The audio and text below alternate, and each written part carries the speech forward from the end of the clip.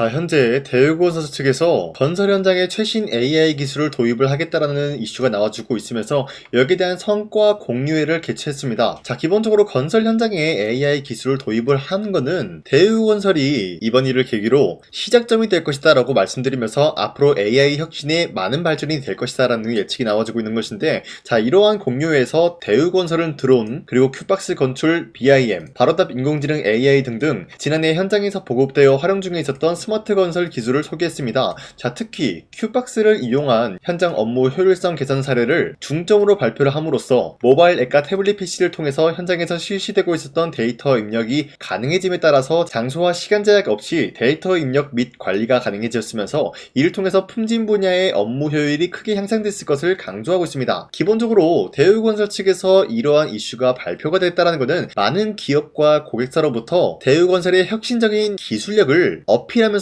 입증이 되고 있다는 거예요. 자, 그 말이 뭐냐? 추가적인 수주권이 나타나게 될 경우에는 대우건설이 시장 선점에 우위에 나서고 있는 모습이기 때문에 수주율이 높아진다는 소식이에요. 그 말이 뭐냐? 매출적인 부분이 앞으로도 지속된 상승세를 보여줄 전망이다라고 말씀드리는 거예요. 자, 그뿐만이 아니라 최근에 2주간 대우건설을 봤을 때 60%에 대한 급등이 나와주고 있으면서 중동에 대한 위기가 건설주에는 기회가 나타나고 있는 것이에요. 현재 미국과 이란 간의 전쟁에 향방에 따라서 국내 주식시장이 출렁이고 있는 모습이 나타나고 있는 가운데 최근에 건설주 반등이 눈에 띄고 있는 모습이 나타나고 있습니다. 바로 원전건설 수요 등에 따라 여기에 대한 기대로 여기에 대한 상승 추세를 보여주고 있었던 건설주들은 종전 후에 건설에 대한 기대가 반영이 되겠다라고 하면서 주요 업종 가운데 유일하게 전쟁 직전 수준을 넘어서고 있는 모습이에요. 자, 여기서 저 PBR 종목관리 정책까지 더해짐으로써 긍정적인 전망이 이어지고 있는 것인데, 자, 기본적으로 미국과 이란이 전쟁이 끝이 난다라고 할 경우에는 앞서 말씀드렸다시피 대우건설 같은 경우는 고객사로부터 뭘 한다고 했었죠? 이미 기술력이 입증이 되었고 시장 선점에 우위에 나서고 있었기 때문에 미국과 이란 전쟁의 종전 이후로부터는 재건주로부터 새로운 주도주까지 노려볼 수가 있는 흐름을 확보하고 있는 모습이다라는 거예요. 자, 그러면은 종전이 언제쯤 예상이 되고 있냐? 현재 4월 6일까지 이란 발전소를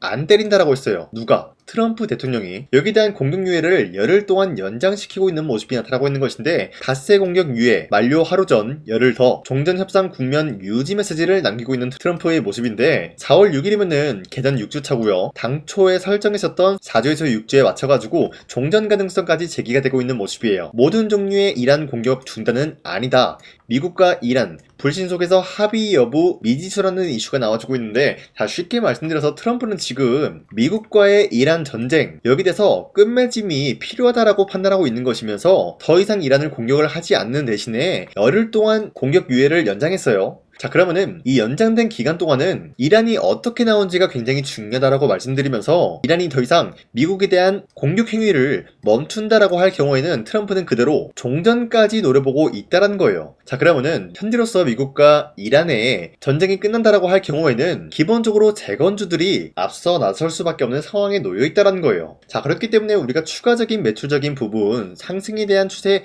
노려볼 수가 있기 때문에 아직까지도 대우건설에 매도할 시기는 아니다라고 판단하고 있습니다. 자, 그리고 현재 코스피가 전고점을 뚫고 올라가는 모습이 나왔습니다. 자, 그리고 최근에 보시면은 코스피가 하락이 나온 이후로부터 쌍바닥을 찍어주고 다시 한번 반등에 대한 포지션이 나왔다라는 거예요. 자, 그러면은 기본적으로 이러한 흐름이 주도 섹터가 전반적으로 흔들리고 있으면서 새로운 주도주가 나타나고 있었다라고 말씀드려요. 자, 그러면은 지금 같은 상황에서 우리가 아무런 종목을 잘못 공략을 하게 될 경우에는 수익을 본다라기보다는 손실을 볼 위험이 있다라고 말씀드리겠습니다.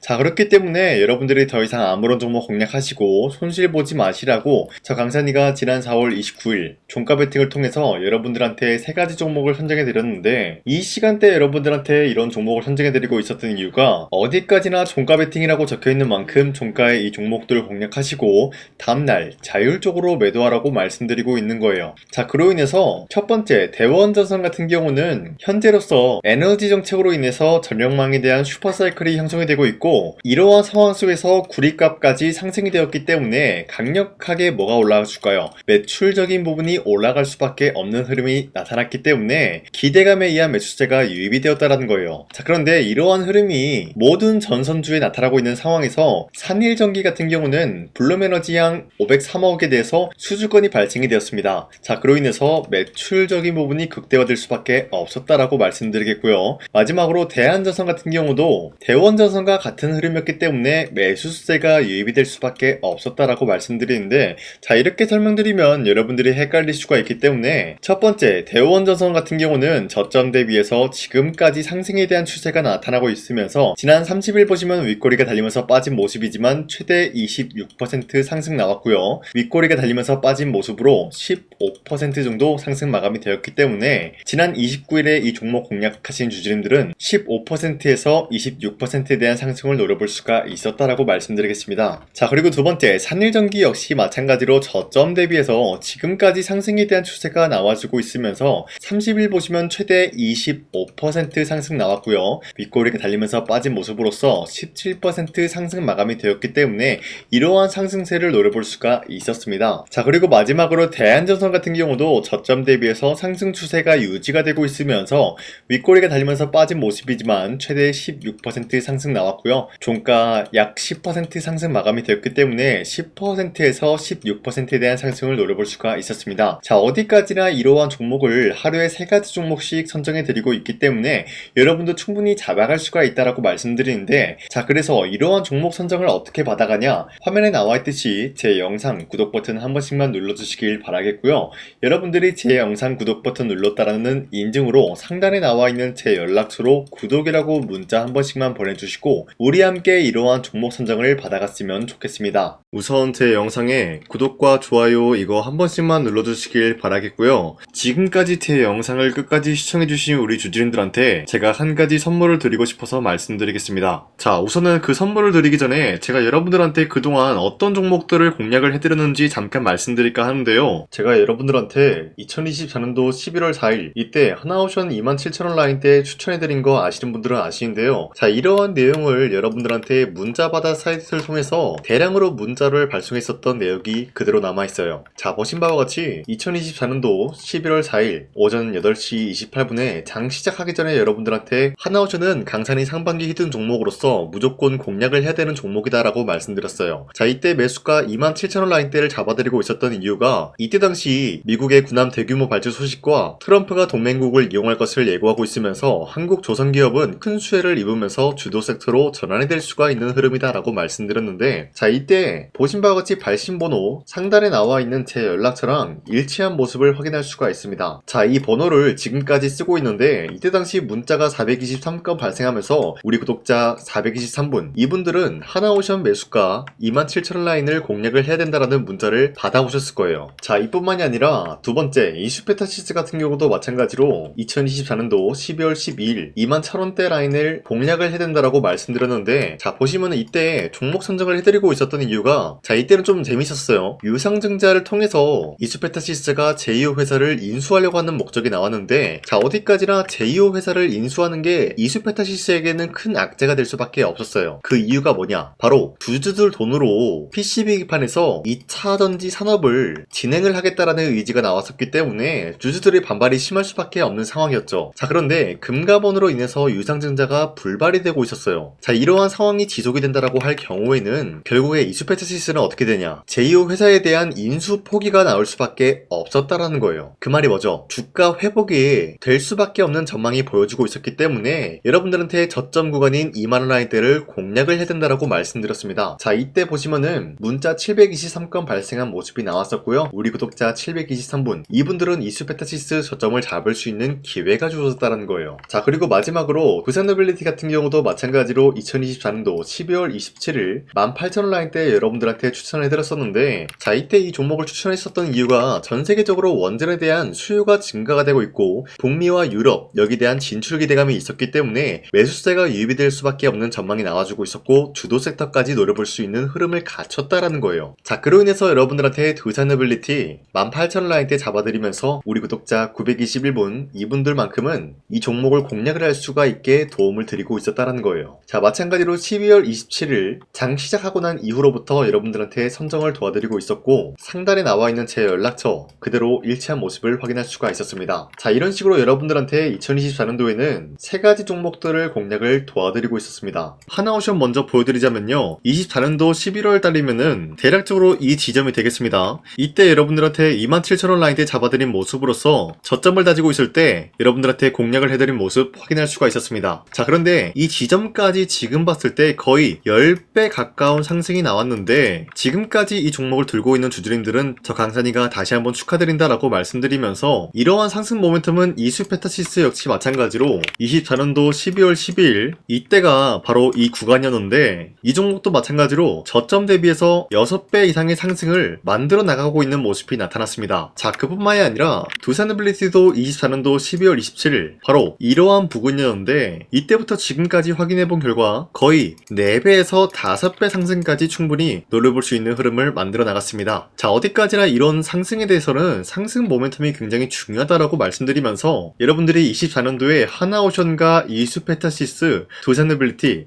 이 세 가지 종목을 놓치셨다라고 하면은 전혀 아쉬워할 게 없다라고 말씀드리겠습니다. 자, 오늘 말씀드릴까 하는 종목도 이러한 상승 모멘텀을 충분히 갖출 수가 있는 종목이다라고 말씀드리겠고요. 제가 오늘 말씀드리고 있었던 3배 이상 폭등을 기대할 수 있을 만한 그런 종목 바로 말씀드릴까 하는데요. 자, 오늘 이게 말씀드렸던 제가 3배 이상의 폭등 랠리를 만들어낼 수가 있는 그런 종목이다라고 말씀드린데요. 사실상 장기간 동안 하락의 추세가 나와주고 있는 모습이었지만 거래량 보면 알 수 있듯이 세력들이 하락세가 돌입이 된다라고 하더라도 쓸어담고 있는 모습이 나타나고 있습니다. 자, 그 결과 현재로서 다시 한번 이러한 반등 포지션이 나와주고 있는 모습인데요. 여기에 대해서 우리가 가장 눈여겨봐야 될 흐름이 어떤 것이냐면은 수급 현황이다라는 거예요. 현재 외인과 기관들은 지금 이러한 지점 쓸어담고 있는 모습이 나와주고 있고 반등 구간이든 하락세든 아랑곳하지 않고 쓸어담고 있는 모습이 나와주고 있어요.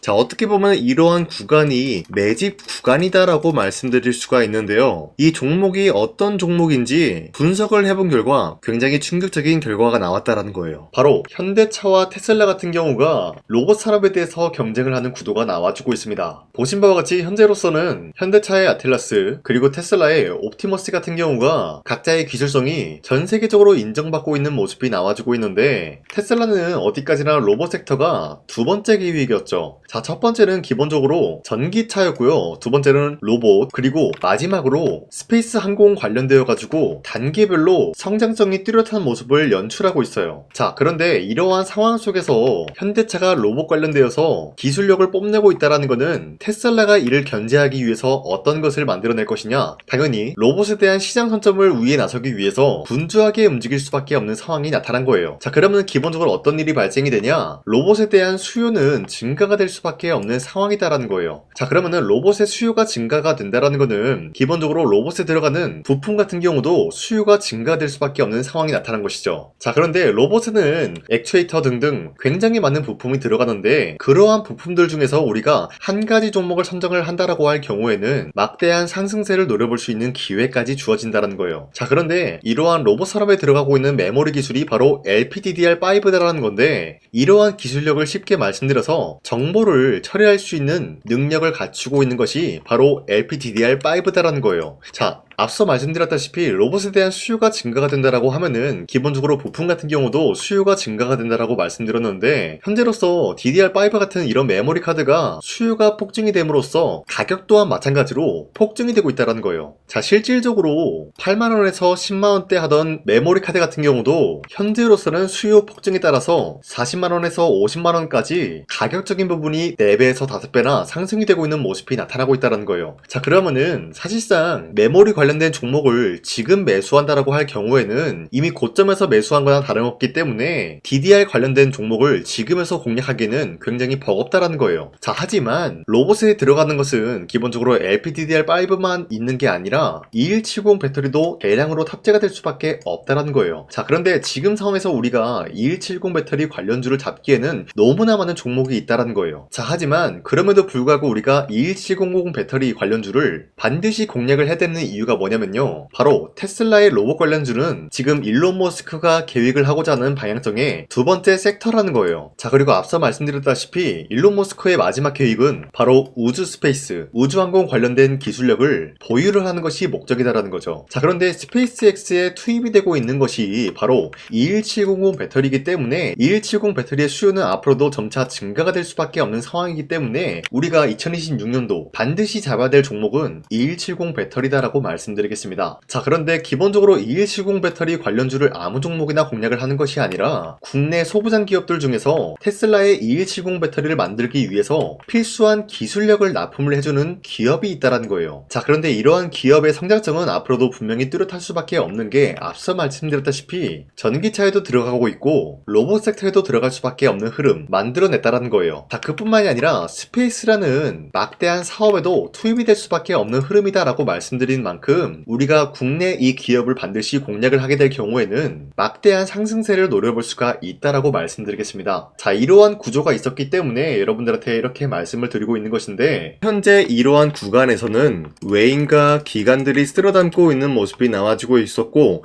그동안 주가가 하락세가 돌입이 되더라도 계속해서 거래량이 발생이 되면서 매수세가 들어와주고 있었다는 거예요. 자, 긴말하지 않겠습니다. 이 히든 종목을 여러분들이 꼭 받아보고 싶다라고 하시는 분들은 상단에 나와 있는 제 연락처로 구독이라고만 문자 한 번씩만 보내주시면요, 제가 선착순 1000명한테만 이 하나오션 그리고 이 스페타시스 두산어빌리티 여러분들한테 증명을 해드리고 있었던 것처럼 이 1000분한테만 이 종목명이 뭔지 여러분들한테 문자로 발송해드리겠습니다. 지금까지 제 영상 끝까지 시청해주신 저 강산의 찐 구독자님들, 이분들한테만 이렇게 히든 종목을 선물해드리고 싶어가지고 준비한 거니까요, 반드시 구독이라고 문자 보내주시길 바라겠습니다. 이게 날마다 오는 종목이 아니기 때문에 지금 여러분들이 저한테 문자 안 보내주시고 그때 가서 후회하지 마시고요, 선착순으로 1000명이기 때문에 지금 빠르게 상단에 나와 있는 제 연락처로 구독이라고 문자 한 통씩만 남겨주시길 바라겠습니다. 자, 지금까지 제 영상 끝까지 시청해주신 우리 주주님들 다시 한번 감사드린다 라고 말씀드리면서